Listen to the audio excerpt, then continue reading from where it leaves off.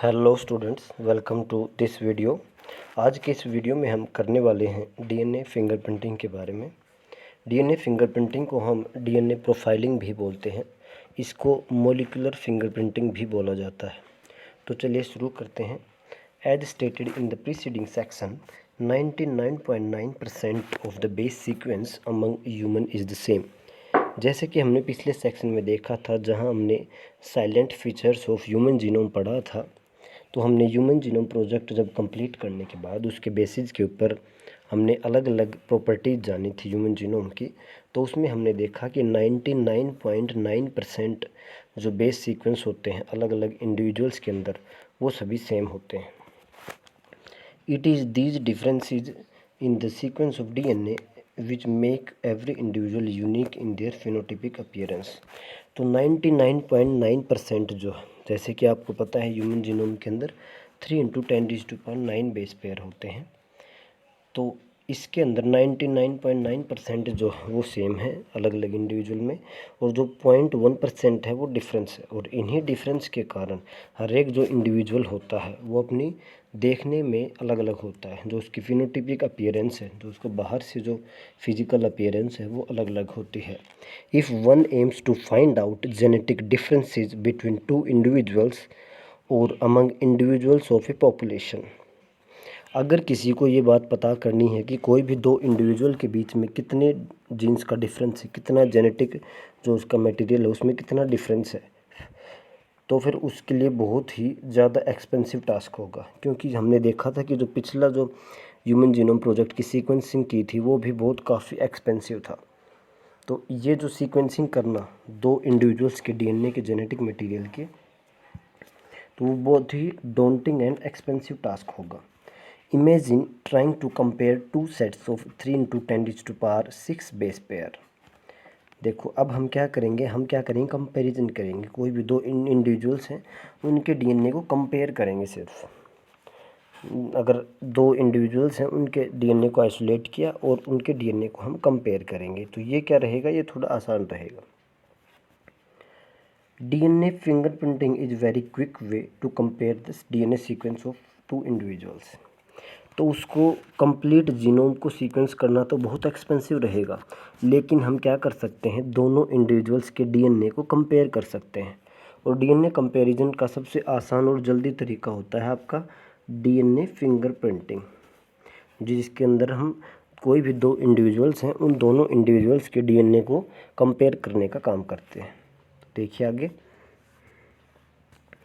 DNA fingerprinting involved identifying differences in some specific regions in DNA sequence called repetitive DNA। तो इस word को याद रखना है, रिपीटेटिव डीएनए। तो डीएनए फिंगरप्रिंटिंग के अंदर हम कौन सा डीएनए यूज़ कर रहे हैं, रिपीटेटिव डीएनए। हम क्या करेंगे, कोई भी दो इंडिविजुअल हैं उनके अंदर जो जेनेटिक मटेरियल है डीएनए का, उसके अंदर हम रिपीटेटिव डीएनए को कंपेयर करेंगे, और उस डीएनए में जहाँ पे कोई डिफरेंस रहेगा उसके बेस के ऊपर हम क्या करेंगे, उनके अंदर डिफरेंसेस बताएंगे। पूरे रिपीटेटिव डीएनए को कंपेयर करेंगे और वहाँ पर कुछ एक रीजन्स के अंदर डिफरेंसेस को फाइंड आउट करेंगे। बिकॉज इन दिन sequences A small stretch of DNA is repeated many times. Repetitive DNA क्या है, कोई भी स्मॉल स्ट्रेच जो होता है, कुछ एक जो डीएनए का छोटा सा टुकड़ा हम बोल सकते हैं, वो बहुत ज़्यादा बार रिपीट हो रहा है, repeated many times. Repetitive DNA में कुछ एक जो रिपीटेटिव स्ट्रेच जो होता है डीएनए का, वो बहुत ज़्यादा बार रिपीट होता है पूरे जीनोम में। These repetitive DNA are separated from bulk genomic DNA as different peak during density gradient centrifugation. DNA को हम क्या करते हैं, जो जीनोम होता है उसको हम डेंसिटी के बेस के ऊपर सेपरेट करते हैं।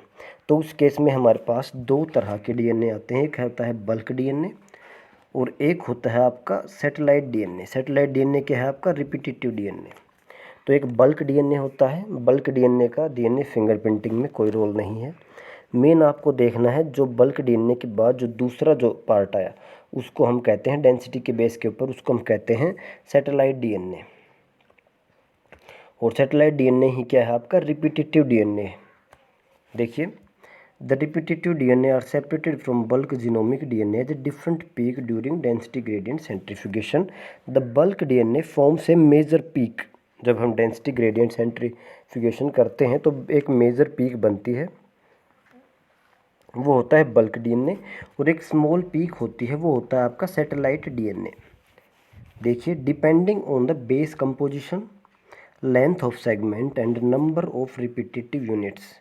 अब क्या होता है, हम सैटेलाइट जो डीएनए होता है इसको हम दो कैटेगरीज में डिवाइड करते हैं। एक होता है माइक्रो सैटेलाइट, एक होता है मिनी सैटेलाइट।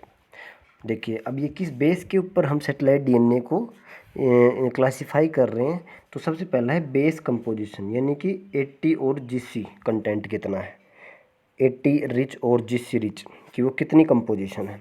उसके बाद जो रिपीटेटिव यूनिट है उसकी लेंथ कितनी है, उसके बाद उसका नंबर कितना है, जो रिपीटेटिव यूनिट है पर्टिकुलर वो कितनी बार रिपीट हो रही है। इन सब बेस के ऊपर हम सैटेलाइट डीएनए को दो कैटेगरीज में डिवाइड कर रहे हैं, एक होता है माइक्रो सैटेलाइट और एक होता है मिनी सैटेलाइट।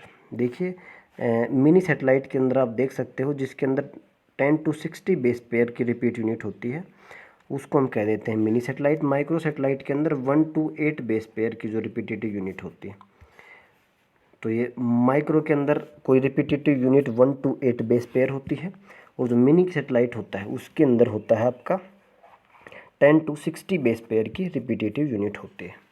तो सैटेलाइट डीएनए को हमने टू कैटेगरीज के अंदर डिवाइड किया, माइक्रो सैटेलाइट और मिनी सैटेलाइट। आगे देखिए, these sequences normally do not code for any proteins.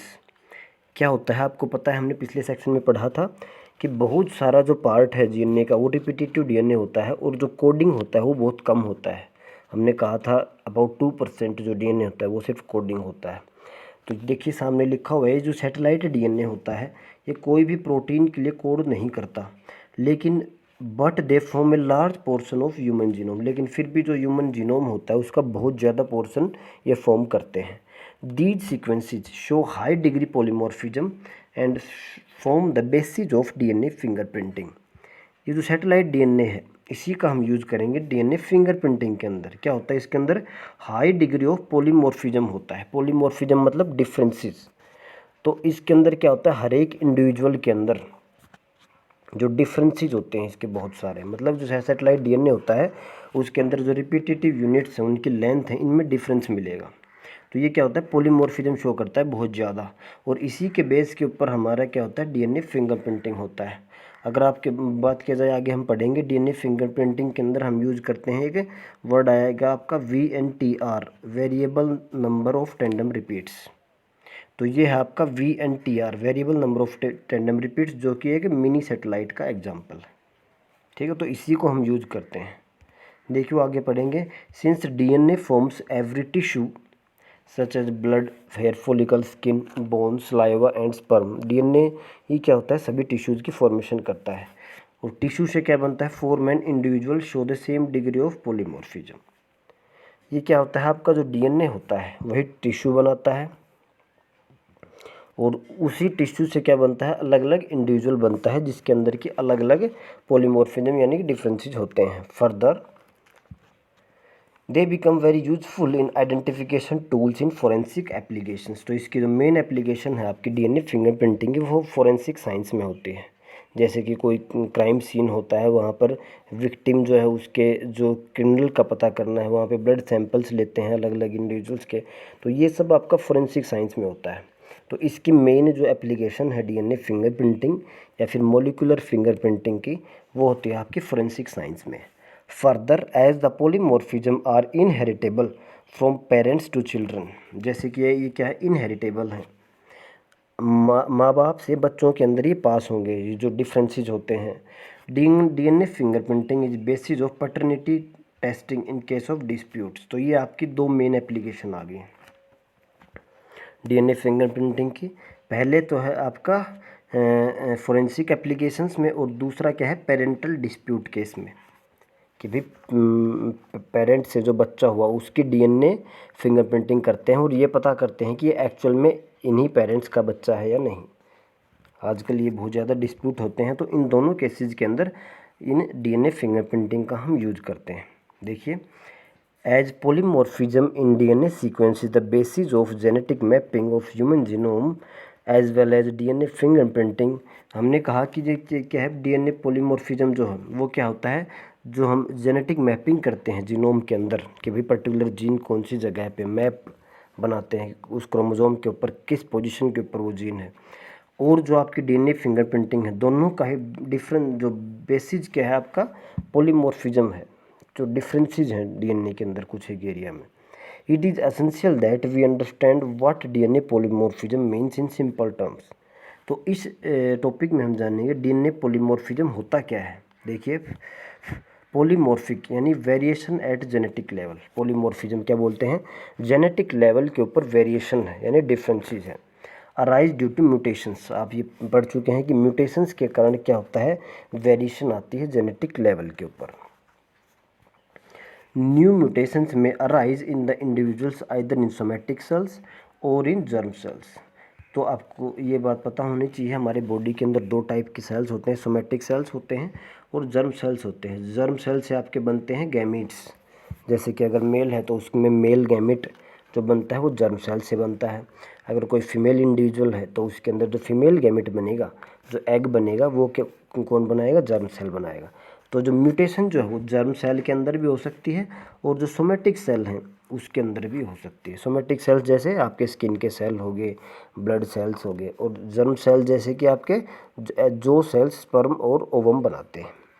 तो अगर म्यूटेशन जर्म सेल्स में आती है तो वो क्या होगी, आप उसे अपने ऑफस्प्रिंग्स में पास होगी। अगर म्यूटेशन सोमेटिक सेल्स में आती है तो वो ऑफस्प्रिंग्स में पास नहीं होगी। देखो लिखा हुआ है जर्म सेल्स कौन से हैं, cells that generate gametes in sexually reproducing organism. ऐसे सेल जो कि गैमेट्स बनाते हैं उसको हम कहते हैं germ cells. If a germ cell mutation does not seriously impair individuals ability to have offspring, वो कैन ट्रांसमिट द म्यूटेशन।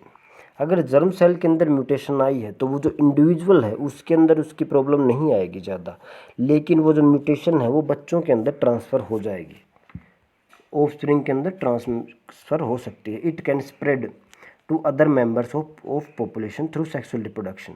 क्योंकि ये क्या है, जब वो इंडिविजुअल रिप्रोडक्शन करेगा और ऑफस्प्रिंग होगी तो वहाँ से वो अपने ऑफस्प्रिंग्स के अंदर वो जो म्यूटेशन है उसको पास कर देगा। एलिल आपको पता है different forms of a gene होती है, या हम कहते हैं alternative forms of a gene. Allylic sequence variation has traditionally been described as DNA polymorphism if more than one variant at locus occurs in human population with a frequency of greater than 0.01। देखिए अभी क्या बोला गया है, ये जो DNA polymorphism की एक डेफिनेशन बताई है कि जो एलील की जो फ्रीक्वेंसी है, क्या बोल रहे हैं हम, एलिलिक सीक्वेंस वेरिएशन। आपको पता है एलील क्या होते हैं, allele are the alternative forms of a gene. जो जीन होता है उसकी दो फॉर्म्स होती हैं, फॉर्म 1 जो है वो मदर से आती है और फॉर्म 2 जो है वो फादर से आती है। मतलब दो फॉर्म्स हैं, एक मदर से आई है एक फादर से आई है। अगर उन दोनों फॉर्म्स के अंदर मान लो अब वो जीन्स हैं तो वो कहाँ प्रेजेंट हैं, क्रोमोसोम के ऊपर, और जिस पोजीशन के ऊपर क्रोमोसोम में प्रेजेंट होते हैं तो उसको हम कहते हैं लोकस। अब ये क्या है, अगर वहाँ पे वेरिएशन की जो फ्रीक्वेंसी है वो 0.01 से ऊपर है तो उसको हम कहेंगे ये क्या है, ये जो साइट है वो क्या है, डीएनए पॉलीमॉर्फिक साइट है। मतलब कोई जो एलील है उसके अंदर जो चेंज होने की फ्रीक्वेंसी 0.01 से ज़्यादा है तो हम उसको कहेंगे कि ये क्या है, एक पॉलीमॉर्फिक डीएनए है, या ये क्या करेगा, ये पॉलीमॉर्फिज्म शो करता है। देखिए in simple terms, if an inheritable mutation is observed in a population at high frequency it is referred as DNA polymorphism. Simple terms में क्या कह सकते हैं, यदि कोई म्यूटेशन है जो कि जर्म सेल में हुई है, यानी कि हम कहेंगे उसको इनहेरिटेबल म्यूटेशन, जो कि जर्म सेल के अंदर आई है, और अगर उसके पास होने की, अगर उसके चेंज होने की जो फ्रीक्वेंसी है वो पॉपुलेशन के अंदर बहुत ज़्यादा है तो उसको हम कहते हैं DNA polymorphism. The probability of such variation to be observed in non-coding sequence DNA would be higher, as mutations in these sequences may not have any immediate effect on the individual reproductive ability। तो ये जो DNA polymorphism होता है ये क्या होता है, वो जो इंडिविजुअल होता है उसके रिप्रोडक्टिव एबिलिटी के ऊपर इफेक्ट नहीं डालते हैं। और ये जो डीएनए पॉलीमॉर्फिज्म होता है ये मेनली कहाँ होता है, नॉन कोडिंग डीएनए सीक्वेंसेस के अंदर, यानी जो कि रिपीटेटिव डीएनए है वहाँ पर होता है। तो रिपीटेटिव डीएनए जो होता है उसके अंदर ज़्यादा होता है डीएनए पॉलीमॉर्फिज्म। और क्योंकि उसी केस में क्या होता है, वो जो इंडिविजुअल के ऊपर तब के तब इफ़ेक्ट, इमीडिएट इफ़ेक्ट नहीं करता है और ना ही वो इंडिविजुअल की रिप्रोडक्टिव एबिलिटी के ऊपर इफ़ेक्ट करता है। यदि वो इनहेरिटेबल है तो वो क्या करेगा, उसके इंडिविजुअल्स के थ्रू पॉपुलेशन के अंदर चला जाता है। These mutations keep on accumulating generation after generation and form one of the bases of variability या polymorphism। क्योंकि वो उस इंडिविजुअल के अंदर कोई चेंज नहीं लेके आया, वो उसके ऑफस्प्रिंग के अंदर चला गया और उस ऑफस्प्रिंग से अगली ऑफस्प्रिंग में, और ऐसे ही पीढ़ी दर पीढ़ी वो जो म्यूटेशन है वो पास हो रही है। तो जनरेशन आफ्टर जनरेशन वो जो म्यूटेशन पास हुई, इसी के कारण क्या बनता है आपका, यही बनाता है बेसिस ऑफ वेरिएबिलिटी या polymorphism. There is a variety of different types of polymorphism ranging from single nucleotide change to a very large scale change. Polymorphism को हम सिंपल शब्द में कह सकते हैं चेंज, मतलब कि वेरिएशन, डिफरेंसेस। तो ये जो डिफरेंस हो सकता है वो सिंगल न्यूक्लियोटाइड का भी हो सकता है, जैसे हमने पढ़ा था पॉइंट म्यूटेशन के अंदर कि भाई बेस सब्स्टिट्यूट हो जाता है या डिलीशन हो सकता है, तो सिंगल जो बेस पेयर है वो चेंज हो रहा है, तो वो भी हो सकता है। और लार्ज स्केल के ऊपर भी वो चेंज हो सकता है कि कोई बड़ा डीएनए का सेगमेंट के अंदर चेंज आ गया है। For evolution and speciation such polymorphism play important role and you will study these in detail at higher classes. तो ये जो पॉलीमॉर्फिज्म होता है वो इवोल्यूशन के लिए और स्पेशिएशन के लिए, यानी जब एक नई स्पीसीज बन रही है, उन दोनों के अंदर बहुत ज़्यादा इंपॉर्टेंट रोल प्ले करते हैं। ऐसे जो चेंज होते हैं वो पीढ़ी दर पीढ़ी बहुत ज़्यादा एक्यूमुलेट हो जाते हैं और लास्ट में आकर के कुछ ऐसा होता है कि वो एक इतना चेंज हो जाता है कि वो स्पीसीज ही अलग बन जाती है। तो ये भी एक रीजन है आपका स्पेशिएशन का, और इसी के कारण इवोल्यूशन हो रहा है। तो जो पॉलीमॉर्फिज्म है ये बहुत इंपॉर्टेंट फैक्टर है स्पेशिएशन और इवोल्यूशन के अंदर। नेक्स्ट वीडियो के अंदर हम एक्चुअल आपकी जो डीएनए फिंगरप्रिंटिंग का प्रोसीजर है उसको हम करेंगे और बेसिक कॉन्सेप्ट्स के बारे में जानेंगे।